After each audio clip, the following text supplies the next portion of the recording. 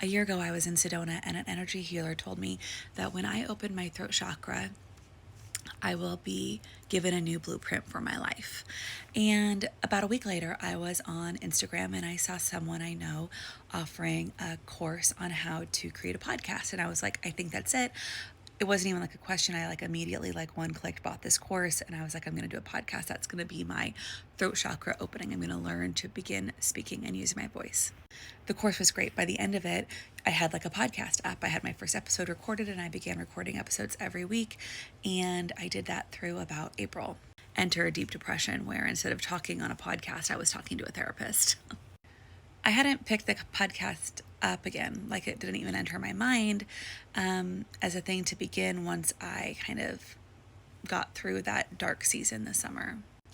But I just got this Spotify Wrapped for creators in my email, and I was reminded of my podcast.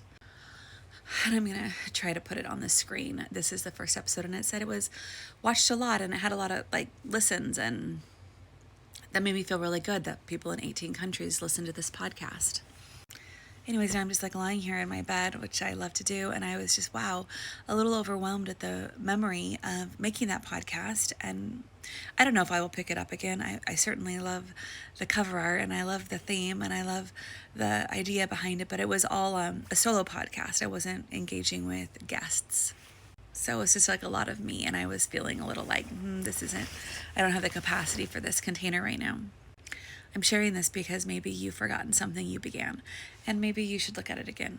You know, if it's like going back through your journals and seeing what you've written, or if it's going through artwork that you made and like remembering the joy that you had in creating, or if it's looking at, you know, some pictures on your phone of places you've been in, experiences you created.